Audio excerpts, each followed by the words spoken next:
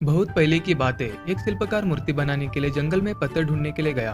वहां उसको एक बहुत ही अच्छा पत्थर मिल गया, जिसको देखकर वो बहुत खुश हुआ और कहा मूर्ति बनाने के लिए ये पत्थर सही है। जब वो आ रहा था उसको और एक पत्थर मिला। उसने उस पत्थर को भी अपने साथ ले लिया। घर जाके उसने पत्थर को उठाकर अपने औजारों से उस पर कारीगरी करना शुरू कर दी। औजारों की चोट जब पत्थर को हुई तब वो पत्थर बोलने लगा कि मुझे छोड़ दो, इससे मुझे बहुत दर्द हो रहा है। अगर तुम मुझ पे चोट करोगे तो मैं बिखर के अलग हो जाऊंगा। तुम किसी और पत्थर पे मूर्ति बना लो। पत्थर की बात सुनकर शिल्पकार को दया आ गई। उसने उस पत्थर को छोड़ दिया और दूसरे पत्थर को लेके मूर्ति बनाने लगा। वह दूसरा पत्थर कुछ नहीं बोला।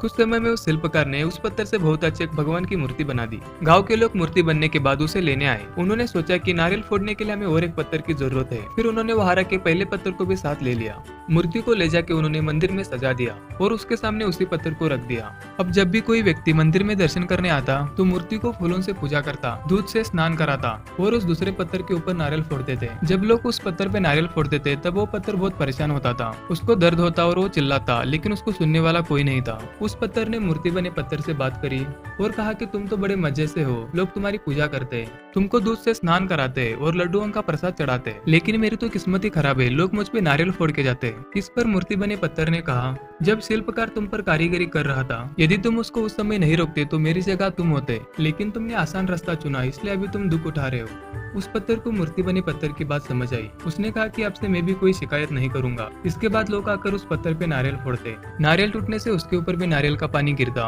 और अब लोग मूर्ति को प्रसाद का भोग लगाकर उस पत्थर पे भी रखने लगे।